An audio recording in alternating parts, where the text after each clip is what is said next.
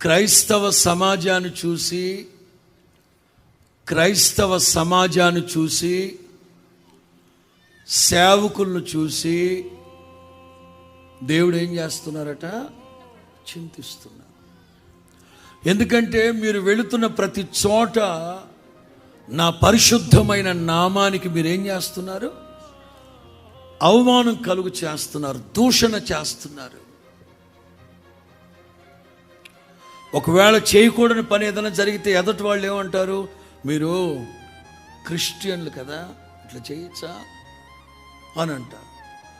అంటే అన్యజనులు మనల్ని వేలెత్తి చూపడానికి పౌలు అంటారు కదా, తిమోతి, తీతు పరపక్షమందున్నవాడు మనల్ని వేలెత్తి చూపకుండునట్లు నీలో అసంపూర్ణమై ఉన్న పరిపక్వత లేని విషయాలు పక్వతని సంతరించుకోవాలి. Immature character.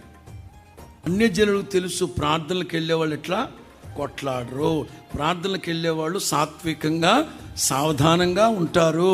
ఒకవేళ మనం దెబ్బలాడి కొట్లాడిన సాత్వికముతో కూడిన ప్రత్యుత్తరం మనకు అంటే అన్యజనుడు తెలుసు. దేవుడు అదే అంటున్నారు, మీరు వెళ్ళే ప్రతి చోట, మీరు నివసించే ప్రతి చోట, సేవకులారా మీరు చేసే సేవలో, మీరు చేస్తూ ఉన్న పనులను బట్టి ప్రతి నిత్యము నా నామము, పరిశుద్ధమై ఉన్న నా నామము దూషణ పాలైపోతుంది. అందుకే నేను చింతిస్తున్నా. నేను అంటాను, మన దరిద్రం ఏదో మనం పట్టుకు సావకుండా దేవుణ్ణి కూడా చింతించేంత స్థాయికి తీసుకెళ్తున్నాం. ఏం దరిద్రం నాకు తెలియట్లేదు. ప్రభు ఏమో చెప్తున్నారు, మీ చింత యావత్తు నా మీద వేసి.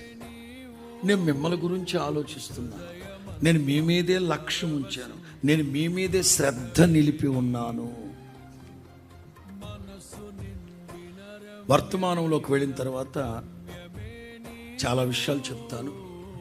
ఎందుకో యేసు ప్రభు శిలువ శ్రమల కోసం కొంచెం చెప్పాలనిపించింది. విలాప వాక్యాల గ్రంథం 1వ అధ్యాయం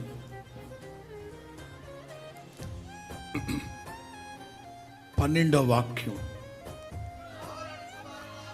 త్రోవన నడుచువారులారా, ఇలాగు జరుగుట చూడగా మీకు.